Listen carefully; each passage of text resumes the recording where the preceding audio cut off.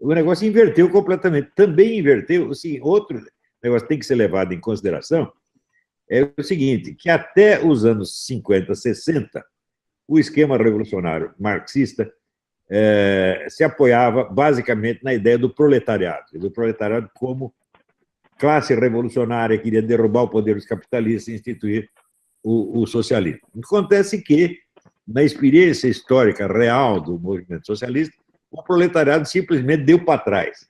O proletariado mostrou que não tinha o menor interesse nisso. Por quê? Porque a condição dele no capitalismo estava melhorando a cada dia e o socialismo, seja nas suas versões mais brandas, seja na sua versão soviética, não conseguia competir com o capitalismo na disputa de melhorar a situação do proletariado. Então, o proletariado, por assim dizer, traiu o capitalismo. Então, eles tiveram que procurar novas classes sociais que pudessem ser as classes revolucionárias. E descobriram que não havia um meio econômico de selecionar essa classe. Tinha que pegar, vamos dizer, por outros tipos de interesses que, teoricamente, estariam sendo violados no capitalismo. Então, são interesses sociais, psicológicos, sexuais, etc. É a mulher que está insatisfeita com o marido, é o sujeito que está insatisfeito com o sexo em que ele nasceu, ele queria nascer no quinto, sexto sexo, nasceu apenas no primeiro, no segundo, tá certo? E assim por diante, né? O sujeito que não está muito satisfeito com a cor da pele dele, e ele acha que o outro é que está... Né? O sujeito nasceu preto, amarelo, ou azul, então ele acha que os outros não gostam, que na verdade quem não gosta é ele. Não é isso?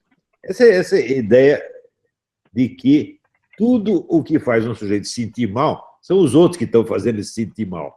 Ora, eu estou com 71 anos de idade, eu sei que ninguém me encheu mais o saco do que eu mesmo. Eu já tenho maturidade suficiente para perceber isso. Mas a maior parte das pessoas não tem, ela sempre o culpado é o outro. Não é isso? Então, para que esse potencial de revolta baseado nesse tipo de insatisfação seja mantido, é necessário conservar as pessoas no estado de infantilidade permanente. Então, quanto mais você luta para atender às reivindicações deles, mais infantis eles ficam e, naturalmente, mais insatisfeitos. A gente vê aqui nos Estados Unidos, por exemplo, a comunidade negra, a comunidade negra nos Estados Unidos tem um padrão de vida infinitamente superior dos brancos brasileiros. E quanto mais melhor a situação deles, mais discriminados eles se sentem. Então, eles fazem o presidente, o governador do estado, faz 50% dos atores, os milionários todos, né? E ainda se sentem discriminados. Você vê aqui negros, banqueiros, bilionários, sentindo-se discriminadinhos, assim como no Brasil acontecia também. Eu lembro da Benedita da Silva, quando ela era governadora do estado, ela ainda se sentia como se fosse uma empregada doméstica, discriminada e oprimida. Então, esse processo, vamos dizer, a exploração desse tipo de insatisfação gera mais insatisfação e gera o infantilismo permanente. Só que, quem ganhou com isso? Né? Quem começou a controlar o movimento socialista? Os grandes grupos empresariais, porque eles são os donos dos meios de comunicação, os donos do show business, tá certo? E são eles que têm o acesso direto à militância. Você não tem mais um partido centralizador que controla tudo. O movimento socialista se fragmentou em milhões de movimentos. Qual é o ponto unificador? Não pode ser como o critério de unificação não é mais econômico, não é mais uma classe social no sentido econômico, e sim vários grupos definidos por interesses sexuais, estéticos, sociais, psicológicos, etc., é preciso um outro elemento centralizador. Quem é que centraliza e controla? Ora, quem tem os meios de comunicação. Então, o controle do movimento esquerdista passou inteiramente para os grandes grupos empresariais. E quem hoje lucra com a esquerda são esses caras. Eles não lutam mais pelo socialismo. O pessoal que está aí, o pessoal da Antifa, esses malucos do petista e tal, eles estão lutando em favor do Zuckerberg, em favor do George Soros, em favor da Apple, em favor da Microsoft. É isso que eles estão fazendo, os idiotas. Eles acham que são socialistas. Meu Deus do céu, estão completamente doidos. Né? Hoje, quem representa o interesse popular, não vinculado a interesses de grupos particulares é a direita conservadora. Os liberais mesmo ainda não entenderam isso, porque ainda estão na mentalidade econômica. O problema deles ainda é o Estado. Eles acham que se for, vamos dizer, assegurado os direitos da propriedade privada, o livre mercado, está tudo resolvido. Só não está, aí que começa o problema. Ou seja, a situação inverteu. A esquerda está do lado dos grandes grupos empresariais e a direita está do lado do povão. Essa é a situação que está aí. Por isso mesmo que a gente vê da onde vem a reação contra o Bolsonaro. É só da elite econômica. Você não vê um cara do povão, você não vê um trabalhador, uma empregada doméstica, um lixeiro falar mal do Bolsonaro. É só o beautiful people. Né?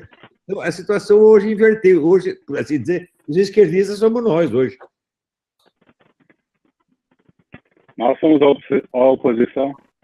Como nós somos a minoria. Nós somos a oposição e perante a mídia nós somos a minoria, apesar de sermos a maioria da população. No tempo do impeachment já tinha isso, né? Os caras que representavam 5% da população, aqueles 5% que apoiavam a Dilma, eles falavam em nome do povo, da maioria. Hoje você vê esses caras que estão todos, vamos dizer, nas altas esferas, trabalhando para o Jorge Soros, trabalhando para a Microsoft, eles continuam falando em nome do proletariado, eles são completamente loucos, estão no mundo da lua. Esses intelectuais esquerdistas, eu nunca vi gente tão alienada como eles estão hoje. Eles não estão entendendo nada do que está acontecendo. Eles não sabem onde eles estão. Então, tem essa atmosfera de loucura geral, onde só o que vigora é a autopersuasão histérica.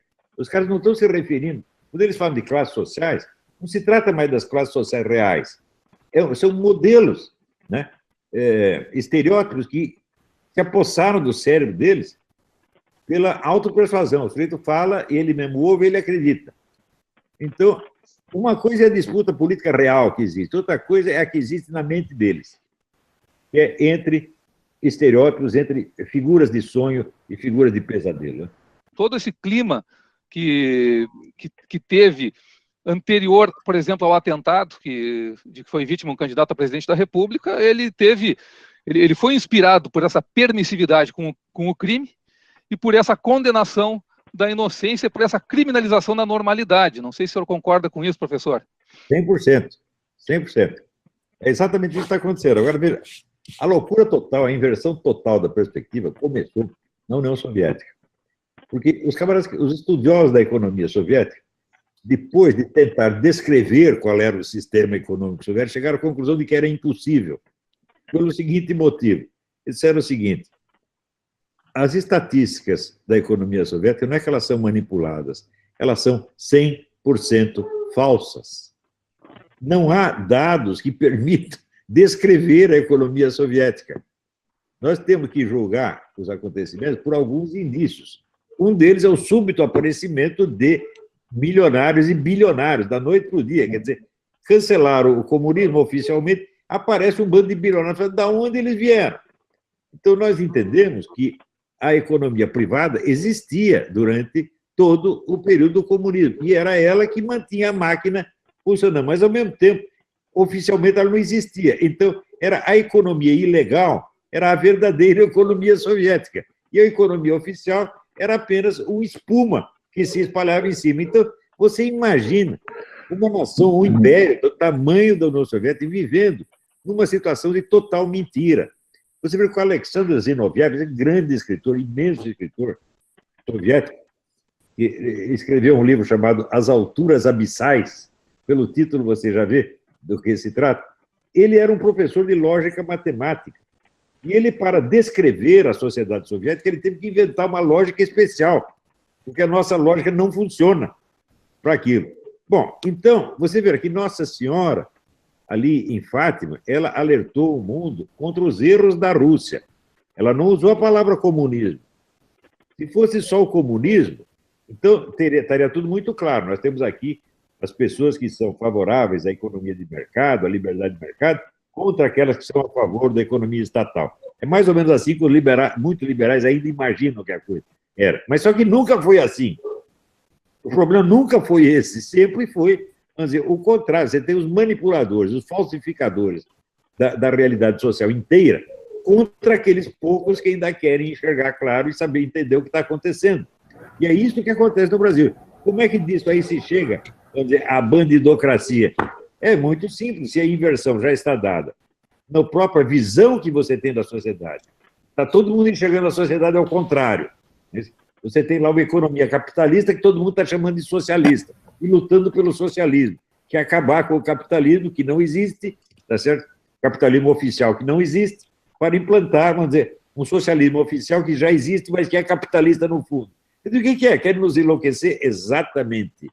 Então, nós estamos aqui vivendo a história do Dr. Mabuse, o filme do Fritz Lang, o testamento do Dr. Mabuse, que era o seguinte: o Dr. Mabuse era um grande criminoso, era um trapaceiro jogador, ele foi parar na cadeia, no manicômio judiciário, e do manicômio judiciário, através do diretor do manicômio judiciário, ele controlava toda a criminalidade na Alemanha, de dentro do manicômio judiciário. Então, essa situação que nós estamos vivendo. Quer dizer, um louco preso no manicômio judiciário controla tudo. E ele não permite que nós saibamos o que está acontecendo. Nós somos alimentados com estupidez e com falsificação e estereótipo o tempo todo. E simplesmente enxergar o que está acontecendo é uma coisa tão difícil que hoje em dia só é possível para indivíduos isolados. Não ter o conhecimento real da sociedade, não tem representação na própria sociedade. Não tem um instituto, não tem uma faculdade, não tem uma universidade, não tem um partido político, não tem um jornal. Agora, o indivíduo isolado, ele consegue ainda enxergar as coisas, por quê? Porque ele não tem que se submeter à linguagem estereotipada. Ele pode ainda usar a sua própria linguagem. Mas essa é a essência da literatura, é a linguagem individualizada. É o indivíduo dizendo as coisas como ele realmente percebe. Não que ele esteja 100% certo, mas é a linguagem das sensações reais. Né? Como dizia o Saul Bellow, né? O Prêmio Nobel de Literatura. Nós, escritores, nós nos dedicamos a expressar as percepções reais.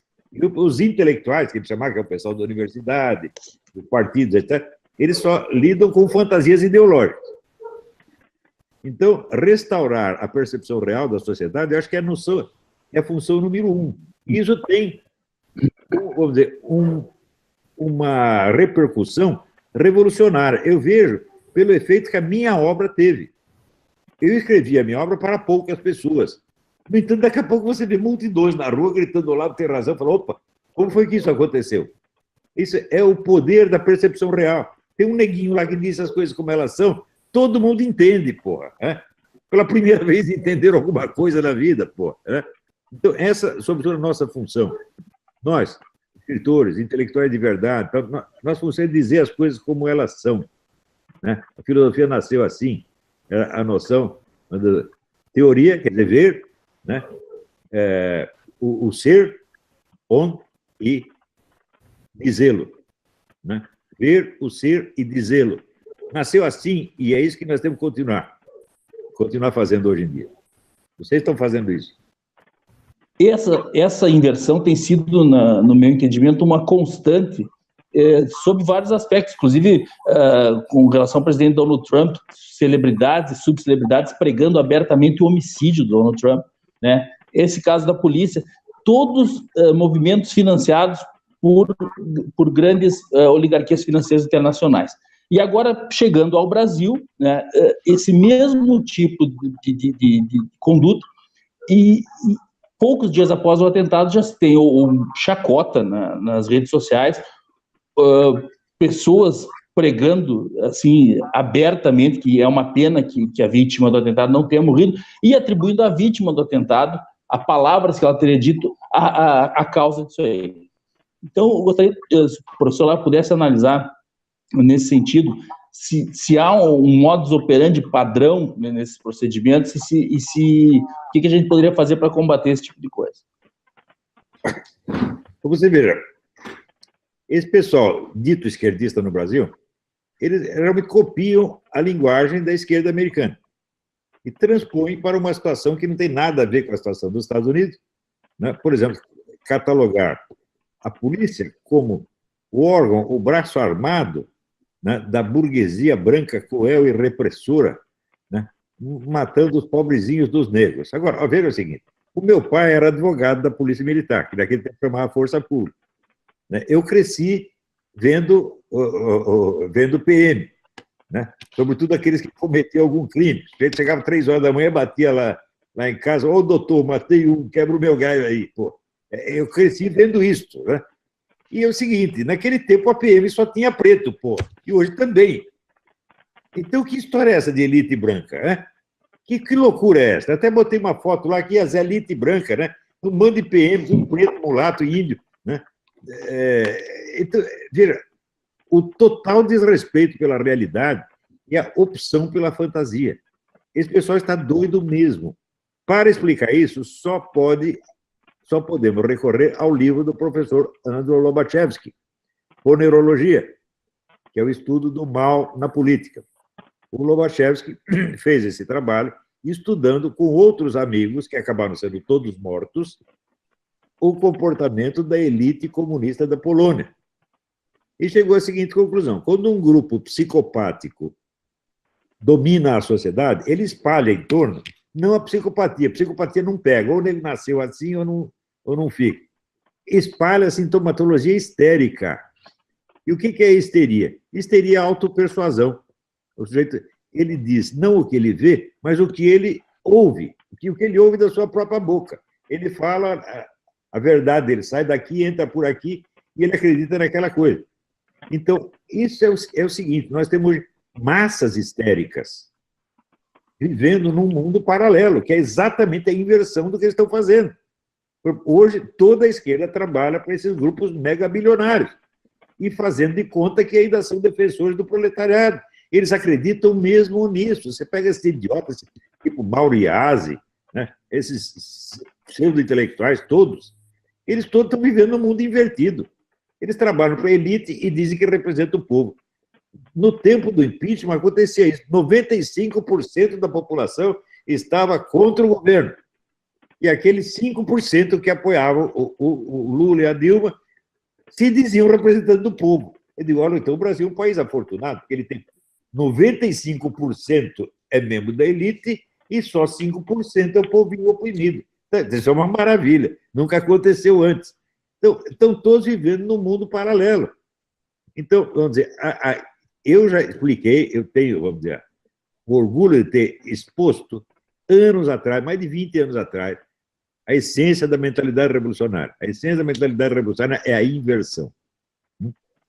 É a inversão de sujeito e objeto. Né? Ele acredita assim, quando você dá uma paulada no cachorro, né, o autor foi o cachorro, não você. Né?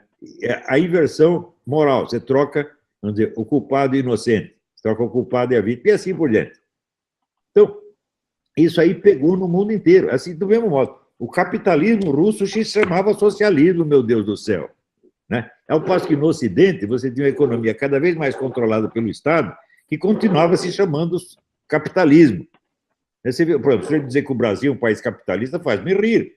O governo controla pelo menos 60% ou 70% da economia. Nós estamos num regime socialista.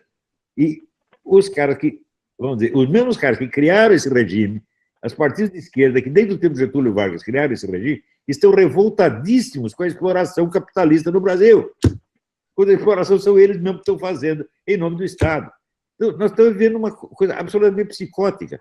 Nós precisamos restaurar o senso comum.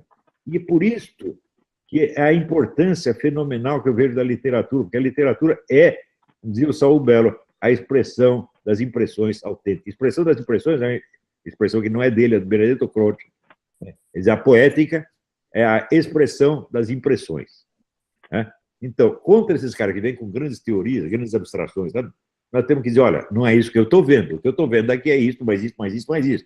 Essa é a minha impressão autêntica. Tá certo? Então, a literatura tem uma função extraordinária. Por isso que a literatura desapareceu do Brasil durante 20 ou 30 anos. Não tinha mais literatura. Se você acompanhar até os anos 60, você pega a literatura brasileira, você pega Jorge Amado, Graciliano Ramos, Zé Lins do Rego, né? O Zé Geraldo Vieira, você ali vê a sociedade brasileira como ela realmente era. De repente, sumiu. Não tem mais representação no Brasil da literatura. Tá certo? Então, ora, se você não tem a representação imaginária, muito menos você vai ter, vamos dizer, a descrição científica correta. Por quê? Já dizia Aristóteles, a inteligência humana não funciona diretamente sobre os dados dos sentidos, mas sobre aquilo que está no imaginário.